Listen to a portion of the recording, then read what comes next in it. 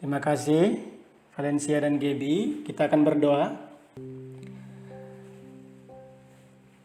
Kami meninggikan Engkau ya Tuhan di pagi hari ini. Di dalam segala keberadaan kami masing-masing, kami bersyukur untuk nafas hidup yang Kau percayakan dan berikan untuk kami sampai detik ini. Bersyukur semalam telah berlalu, kami beristirahat dan bangun dengan kekuatan yang baru. Dan kami bersyukur juga untuk pagi ini, kami bersama-sama di Morning Glory Unpad. Kami sudah mendengar lagu pujian penyembahan kami. Saatnya kami juga akan rindu bersama-sama merenungkan firman-Mu. Namun kami sadari ya Tuhan, firman-Mu terlalu dalam dan ajaib untuk kami mengerti. Itu sebabnya kami memohon Roh Kudus menolong kami untuk boleh mengerti, memahami firman-Mu dengan baik, sesuai dengan tingkat pemahaman kami masing-masing. Pakai hamba yang hina dan terbatas dan berdosa ini, Kau pakai sehingga apa yang disampaikan berasal daripada Tuhan. Berfirmanlah, kami siap mendengar. Demi dan di dalam nama Yesus Kristus, firman yang hidup kami berdoa. Amin. Oke. Teman-teman semua, selamat pagi. Salam sejahtera untuk kita semua. Salam. Horas, menjua-jua, sampurasun. Semoga kita sehat selalu ya. Gaby, izinkan Kak Septo share screen. Terima kasih. Terima kasih teman-teman pengurus PMKU yang sudah memberi kesempatan bagi saya sharing hari ini. Menjadi korban bakaran ya, karena seharusnya teman kita dari Fakultas Hukum yang sharing firman Tuhan.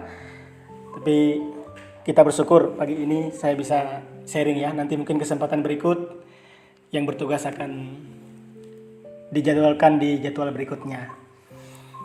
Tema besar kita beberapa bulan ke depan sesuai dengan apa yang Ketua PMKU bersama pembina ya, Dr. Saulan, kita sepakat membahas tentang menjadi murid Kristus. Jadi inilah tema kita, mempersiapkan mentoring, penyambutan teman-teman mahasiswa yang baru di tahun 2023. Dan tema inilah yang terus kita gumuli, sharingkan di setiap minggunya. Karena Senin dan Jumat di Morning Glory Unpad kita akan sama-sama membahas. Tentu subtema akan bervariasi dan saya bersyukur pagi ini mendapat subtema membalas dengan kebaikan. Jadi membalas dengan kebaikan, kita tahu semua ini adalah sifat karakter perangai seorang murid Kristus.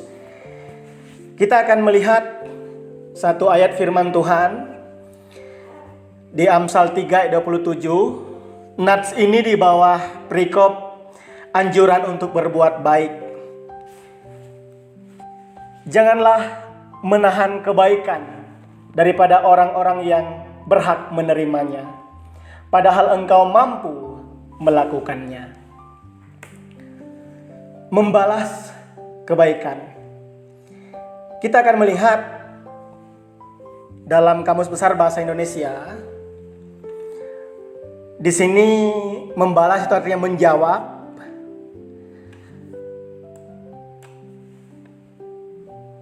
memberikan sebagai imbangan jasa. Jadi bisa menjawab seperti surat ya. Contohnya surat, kita seringkali membuat surat, kita akan menjawab surat itu, membalasnya. Lalu memberikan, misalnya membayar sesuatu. Nah, kebaikan kita melihat artinya sifat baik, perbuatan baik.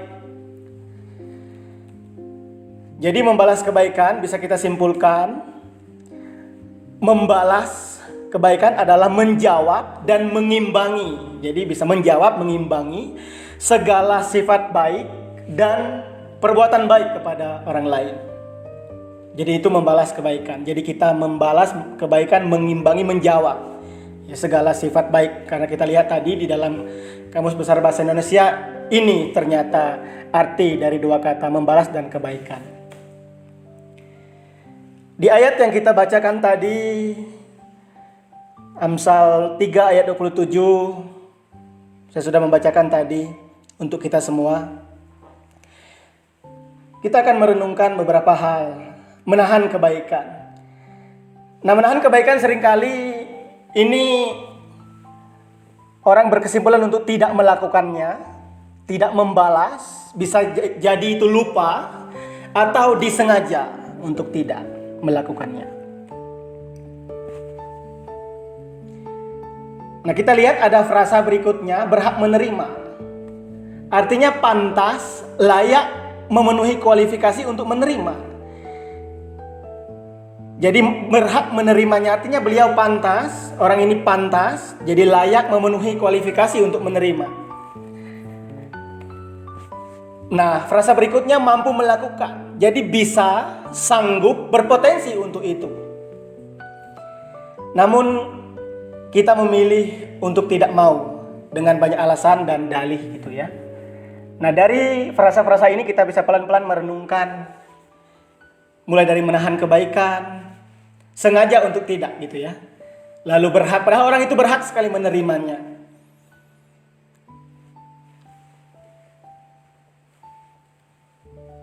Mengapa kita seringkali tidak melakukan ini, seringkali menganggap diri lebih baik dari orang lain, atau menganggap mereka kayaknya tidak usahlah saya membalas itu, atau dia belum berhak menerima kebaikan dari saya.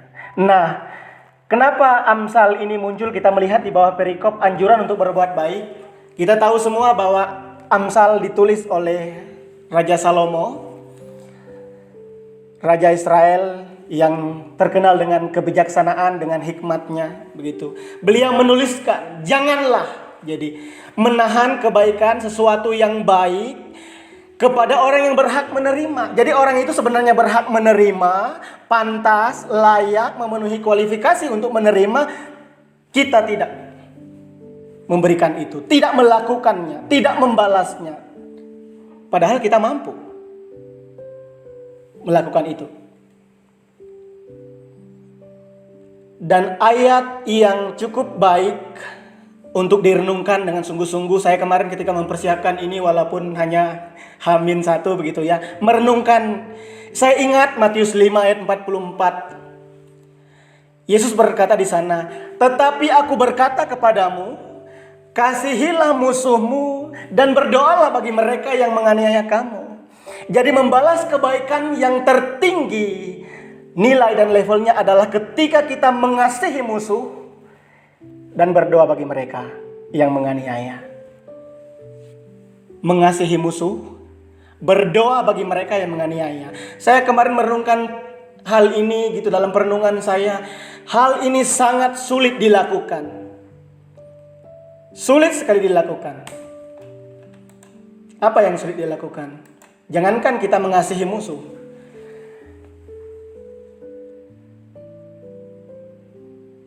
kita malah membenci mereka. Jangankan diminta mengasihi dan mendoakan, malah ada yang mendoakan begini. Ada lagu yang diplesetkan begitu ya. Oh Tuhan, angkat jiwanya lebih cepat, lebih baik. Kita mungkin mendoakan musuh kita, tetapi lain yang kita doakan. Isi doa kita berbeda dengan yang Tuhan minta. Padahal Tuhan mau kita mendoakan musuh kita, membalas dengan kebaikan, yaitu mendoakan mereka. Karena tidak ada yang lebih baik selain kita mendoakan musuh dan mengasihi mereka. Karena mereka pantas menerima dan layak. Ini ajaran tertinggi yang Yesus Kristus ajarkan ketika khotbah di bukit itu. Nilainya sungguh-sungguh luar biasa. Dan kita merenungkan selama ini, apakah saya sudah mendoakan kawan saya? Mungkin dia menjengkelkan sekali. Atau rekan kerja saya, teman-teman sahabat di sekeliling saya. Atau doa kita malah lain. Itulah yang saya bilang tadi, lagu itu yang saya diplesetkan ya. Kita tidak mendoakan dengan sungguh-sungguh Tuhan supaya dia berubah, tapi kita mendoakan supaya dia cepat dipanggil kembali. Mari kita merenung ulang pagi hari ini. Di perenungan yang singkat ini kita merenungkan kasih yang tanpa syarat. Itulah kasih Bapa Surgawi. Kita melihat kasih Bapa Surgawi, kasih yang berkata di atas kayu salib, "Iya Bapa, ampunilah mereka, sebab mereka tidak tahu apa yang mereka perbuat." Jadi Yesus Kristus di dalam Matius 5 ayat 44 tidak hanya lip sync saja, tidak hanya pamer, "Oh, kamu harus mengasihi musuh, kamu harus mendoakan dia dengan sungguh-sungguh." Tetapi Yesus memberikan bukti itu di Kalvari untuk kita. Kasih ajaib dari Bapa Surgawi yang memampukan untuk berkata, "Iya Bapa, ampunilah mereka." Di dalam kata-kata "ya Bapa ampunilah mereka" ada doa, ada harapan, ada pengampunan yang tulus dari Yesus. Padahal di kepala terlingkar mahkota duri yang menusuk di dalam kepala dan otak. Namun di sana Yesus masih mampu mengucapkan kata-kata berkat. Kata-kata yang justru menolong orang lain untuk sadar. Mereka yang mengatakan yang awalnya Hosana bagi dia, tetapi sekarang berkata salibkan dia. Namun apa yang Yesus balas di Kalvari? Yesus membalasnya dengan kebaikan. Bahkan lebih dari itu. Cinta yang tanpa syarat itu memeluk erat dan berkata, "Ampunilah mereka." Di dalam ketritunggalan Allah di sana sudah berdiskusi bersama-sama mengatakan, "Ampunilah mereka." Ketika Allah memalingkan wajahnya dari Yesus Kristus di Kalvari, supaya kita orang yang berdosa mampu memandang wajahnya di sana, dan kita dilayakkan kembali untuk mengasihi orang lain dengan kasih yang sama. Namun seringkali itu tidak dilakukan. Membalas dengan kebaikan terdengar mudah, namun aplikasinya sulit. Ada satu cerita, saya tidak tahu kawan-kawan sudah pernah mendengar cerita ini atau belum. Ada seorang anak laki-laki yang kurang mampu. Untuk melanjutkan sekolahnya, dia harus menjual barang-barang untuk menunjang kelanjutan sekolahnya. Dia tidak punya uang, kekurangan waktu itu. Kemudian anak ini nekat gitu untuk mengetuk pintu sebuah rumah untuk meminta makanan. Namun keberaniannya tiba-tiba lenyap ketika pintu rumah dibuka oleh seorang gadis muda.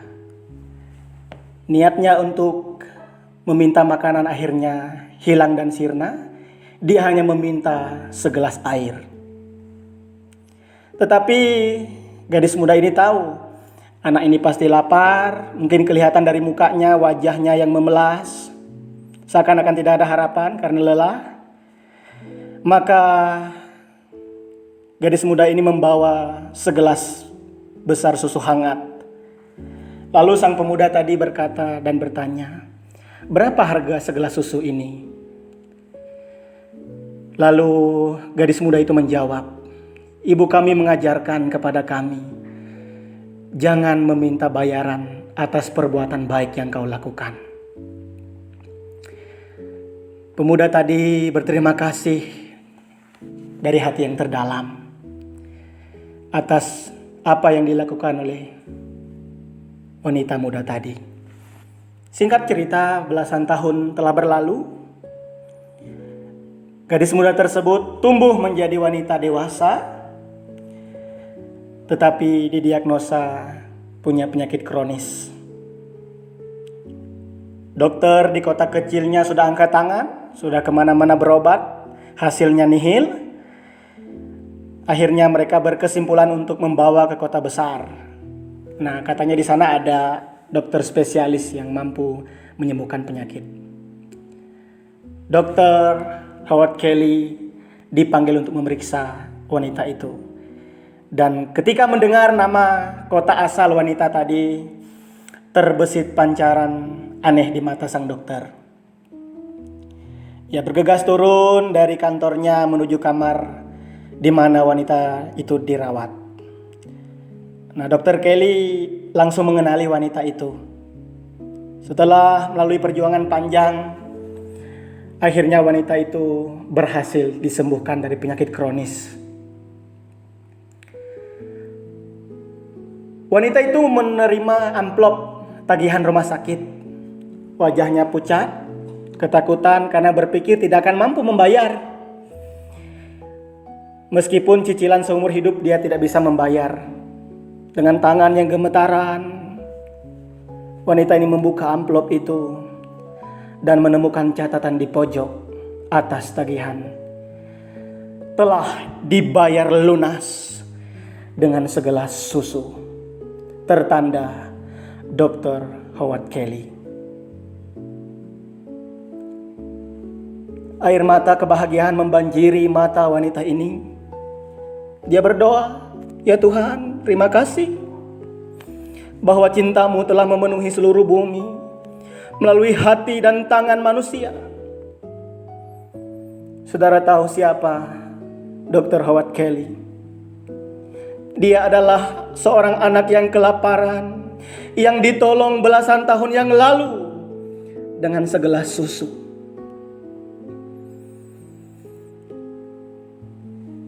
Terkadang kebaikan di masa lalu dapat menyelesaikan masalah di masa datang. Namun, bukan itu yang kita harapkan. Membalas dengan kebaikan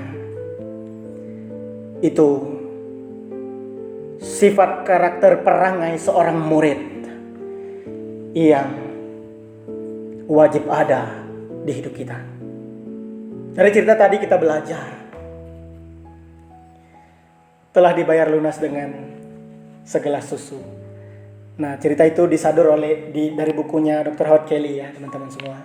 Saya ketika beberapa kali membaca ini terus terngiang-ngiang teringat gitu, bahwa apa yang kita tabur hari ini kita akan menuai dan bisa juga tidak menuai itu. Tidak harus sama seperti cerita Dr. Howard Kelly ya. Intinya bagian kita melakukan, membalas kebaikan itu. Apa yang kita bawa pulang untuk melanjutkan aktivitas hari ini? 17 menit saya sudah sharing dengan teman-teman. Membalas dengan kebaikan. Dua hal yang kita bisa praktekkan sebagai seorang murid Kristus. Doakan dua orang kawan kita atau siapapun yang mungkin selama ini dia menjengkelkan kita, yang kita ketika bertemu dengan kita membuang muka atau bagaimana. Jika ada ya, kalau tidak ada tidak apa-apa. Doakan saja dua orang. Lalu yang kedua, jangan lupa untuk selalu mengucapkan terima kasih kepada orang lain. Apapun yang dilakukannya, mungkin sederhana, mungkin itu kecil. Jangan lupa mengatakan thank you, terima kasih. Inilah aplikasi dan penerapan yang sederhana dan teman-teman bisa menerapkan yang lebih banyak lagi tentang subtema ini, membalas dengan kebaikan. Biarlah sifat perangai murid Kristus ini terus tertanam di sanubari kita untuk melanjutkan kehidupan kita di bawah matahari dan di dunia yang fana dan sementara ini. Tuhan kiranya menolong kita semua. Amin. Kita akan berdoa sebelum saya mengembalikan kepada yang bertugas. Firman-Mu telah kami pelajari bersama-sama. Membalas dengan kebaikan. Roh Kudus, bantu kami untuk mampu melakukannya dengan setia dan baik. Dalam Kristus Yesus Tuhan kami berdoa. Amin. Tuhan menolong kita semua. Terima kasih. Saya kembalikan kepada Valencia Gabriela.